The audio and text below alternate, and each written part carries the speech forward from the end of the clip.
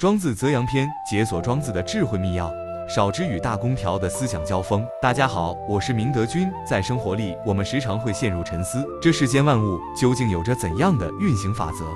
人和人之间又该如何和谐共处？当你为此感到困惑时，2000多年前庄子笔下的一场对话，或许能为我们指引迷津。庄子在《庄子泽阳》中虚构了少之和大公条两个角色，少之寓意智慧浅薄，大公条则象征广大公正、调和众物。二者名字的鲜明反差，就以为一场精彩绝伦的思想碰撞埋下了伏笔。一天，少之满怀好奇地向大公调请教：“请问什么叫做丘礼之言呀？”大公条循善诱耐心地解释道：“丘礼就是把众多不同姓氏的人聚集在一起，形成独具特色的共同风俗。”他打了个生动的比方，马身上的各个部位单独来看都不能称之为马，只有当这些部位巧妙组合，才构成了完整的马。同理，山丘由土石堆积而成，江河由细流汇聚而成。伟大的人物因汲取众人的智慧与意见而成就非凡。这番话不仅适用于事物的构成，在人际交往中同样意义重大。当外界信息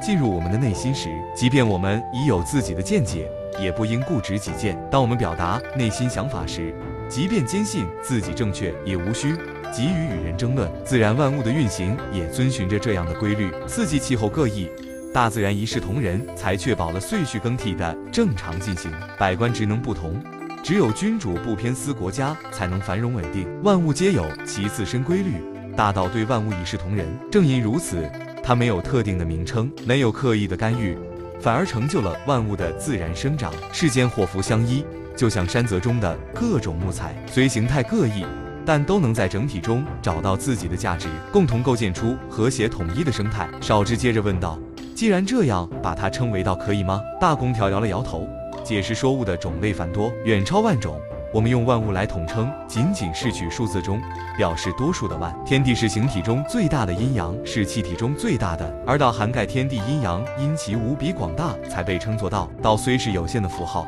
却蕴含着无穷的意义。人们与其在有限的名词上绞尽脑汁，不如放宽视野，去追寻那无尽的道。”少之的求知欲愈发强烈，又问：“四方之内，六合之里，万物的产生从哪里开始的呀？”大公调给出了答案：阴阳相互作用，四季相互更替，催生了世间万物。生死轮回，祸福相依，是万物共有的规律。言语和智巧所能触及的，不过是万物的冰山一角。真正感悟大道的人，不会执着于事物的兴衰变迁，因为道无始无终，它贯穿于万物的生死循环之中。最后，少之抛出了一个难题：季真的观点是，莫为皆子主张或始，这两家的议论，谁最符合事物的实情，谁又偏离了客观规律呢？大公调以鸡鸣狗吠为例，指出即便是最聪慧的人，也难以用言语解释这些现象的成因，也无法预测动物的后续行为。皆子的或始过于拘泥，季真的莫为又过于虚无，二者都被事物的表象所束缚。道既不能简单的用有来概括，也不能用无来描述，它的名称只是一种借代。皆子和季真的观点都只是片面的看待事物，无法真正领悟大道的真谛。庄子通过少之与大公调的对话，引导我们深入思考世界的本质、万物的规律以及道的深邃内涵。这场对话不只是一场哲学层面的探讨，更能为我们的日常生活提供指引。当我们面对生活中的种种难题时，不妨从庄子的智慧中汲取力量，以更加豁达、超脱的心态去应对。也许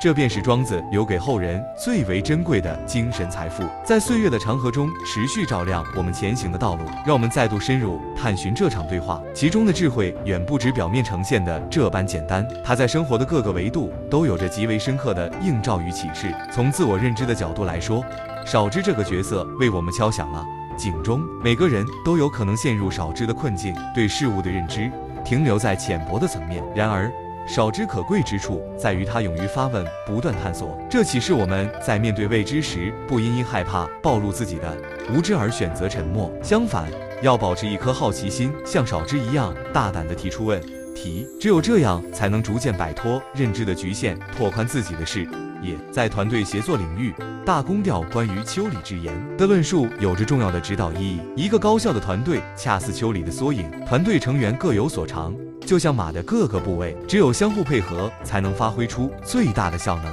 在团队讨论中，成员们应学习大公调所倡导的包容精神，不固执己见，充分倾听他人的意见。当团队目标确定后，又要像各部位共同构成马一样，齐心协力，朝着共同的方向前进。这样，团队才能在激烈的竞争中脱颖而出，达成目标。在面对生活的挫折与困境时，大公调所阐述的福祸相依的观点，为我们提供了强大的精神支撑。生活就像一场波澜起伏的旅程，充满了不确定性。当我们身处顺境时，要保持清醒的头脑，意识到福中可能潜藏着祸，避免因过度得意而迷失自我。当我们遭遇逆境时，要坚信祸中也蕴含着福的转机，不被挫折打倒，以积极乐观的心态寻找突破困境的方法。再看大空调对道的解读，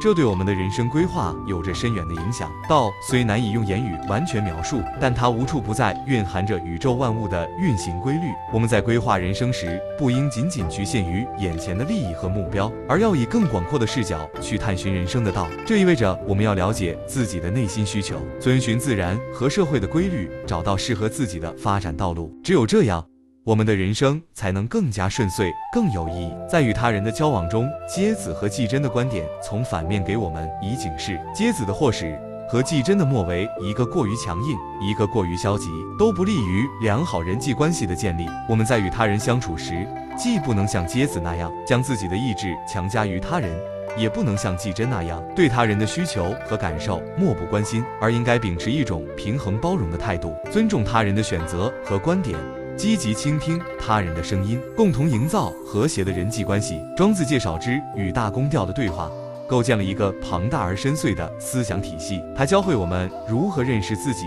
如何与他人相处，如何应对生活的挑战，以及如何追寻人生的真谛。在当今快节奏的社会中，人们往往被各种琐事所困扰，忽略了对内心世界的探索和对人生意义的思考。此时庄子的智慧就像一股清泉，为我们带来清凉与慰藉，又像一盏明灯，照亮我们前行的道路。我们应当珍视这份宝贵的精神财富，将庄子的智慧融入到日常生活中，在工作中以更加开放的心态接受新的观念和方法，提升工作效率；在生活中以更加豁达的心境面对挫折和困难，享受生活的乐趣；在人际交往中以更加包容的态度对待他人，收获真挚的友谊。当我们真正领悟并践行庄子的智慧时，我们会发现生活充满了无限的可能，我们的内心也将变得更加充实和强大。而这或许就是庄子这场跨越千年的对话带给我们最为珍贵的礼物。它不仅丰富了我们的思想，更引导我们走向一种更加智慧、更加美好的生活方式，让我们在人生的旅途中能够从容不迫、稳步前行。不仅如此，庄子的智慧在文化传承与创新领域同样意义非凡。文化恰似一条奔腾不息的长河，是无数个体思想与创造力的汇聚。正如丘里由众多个体形成独特风俗，文化在历史演进中通过包容多元思想，实现自身的传承与发展。我们在传承文化时，不应盲目守旧，而应像领悟到的多元与变化一样，汲取不同文化的精华，推动文化创新。在教育方面，少之与大公调的互动为教育者提供了思路。教育不应仅是知识的灌输，更要培养学生像少之一样的好奇心与探索，欲引导他们独立思考，敢于质疑。教育者则需如大公调般，以包容的心态因材施教，帮助学生找到自身价值，实现全面发展。总之，庄子的智慧跨越时空，在各个领域持续散发魅力，助力我们在人生道路上创造更美好的未来，让传统文化帮助我们蜕变成为更好的自己。